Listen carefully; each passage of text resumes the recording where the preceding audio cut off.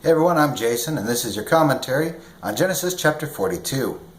At this point in time, it's been about 20 years since Joseph was sold into slavery. Jacob found out that there was grain in Egypt, so he said to his sons, "Why do you just keep looking at each other?" He continued, "I've heard there's grain in Egypt. Go down there, buy some for us, then we'll live and not die." So 10 of Joseph's brothers went down to Egypt to buy grain there, but Jacob didn't send Joseph's brother Benjamin with them. He was afraid Benjamin might be harmed. Israel's sons were among the people who went to buy grain. There wasn't enough food in the land of Canaan. Joseph was the governor of the land. He was the one who sold grain to all of its people. When Joseph's brothers arrived, they bowed down to him with their faces to the ground. As soon as Joseph saw his brothers, he recognized them, but he pretended to be a stranger. He spoke to them in a mean way. "Where do you come from?" he asked. "From the land of Canaan," they replied. "We've come to buy food." Joseph recognized his brothers, but they didn't recognize him. Then Joseph remembered his dreams about them. So he said to them, "You are spies. You have come to see the places where our land isn't guarded very well." "No, sir," they answered. "We've come to buy food. All of us are the sons of one man. We're honest men. We aren't spies." "No," he said to them. "You have come to see the places where our land isn't guarded very well." But they replied, "We were 12 brothers. All of us were the sons of one man. He lives in the land of Canaan.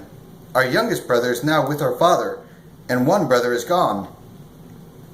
Joseph said to them, "I still say you are spies, so I'm going to put you to the test. You can be sure that Pharaoh lives, and you can be just as sure that you won't leave this place unless your youngest brother comes here.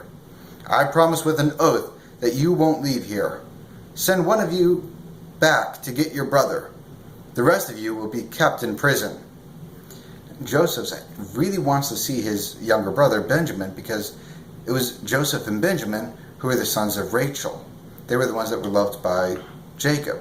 So he wants to see his actual brother, full brother. "I'll put your words to the test. Then we'll find out whether you are telling the truth. You can be sure that Pharaoh lives, and you can be just as sure that if you aren't telling the truth, we'll know that you are spies." So Joseph kept all of them under guard for 3 days. On the 3rd day, Joseph spoke to them again. He said, "Do what I say, then you will live, because I have respect for God. If you are honest men, let one of your brothers stay here in prison. The rest of you may go and take grain back to your hungry families. But you must bring your youngest brother to me. That will prove that your words are true. Then you won't die." So they did what he said. They said to one another, "God is certainly punishing us because of our brother. We saw how troubled he was when he begged us to let him live, but we wouldn't listen. That's why all of this trouble has come to us." Reuben replied, "Didn't I tell you not to sin against the boy? But you wouldn't listen. Now we're being held accountable for killing him." They didn't realize that Joseph could understand what they were saying. He was using someone else to explain the words to him in the Egyptian language. Joseph turned away from them and began to sob. Then he turned around and spoke to them again. He had Simeon taken and tied up right there in front of them. Joseph gave orders to have their bags filled with grain. He had each man's money put back into his sack. He also made sure they were given food for their journey. Then the brothers loaded their grain on their donkeys and left. When night came, they stopped. One of them opened his sack to get feed for his donkey. He saw his money in the top of his sack. "My money's been given back," he said to his brothers. "Here it is in my sack." They had a sinking feeling in their hearts. They began to tremble. They turned to each other and said, "What has God done to us?" They came to their father Jacob in the land of Canaan. They told him everything that had happened to them. They said, "The man who is the governor of the land spoke to us in a mean way. He treated us as if we were spying on the land. But we said to him, 'We're honest men. We aren't spies. We were 12 brothers. All of us were the sons of one father. But now one brother is gone, and our youngest brother is with our father in Canaan.' Then the man who is the governor of the land spoke to us. He said, Here's how I will know whether you are honest men. Leave one of your brothers here with me. Take food for your hungry families and go. But bring your youngest brother to me.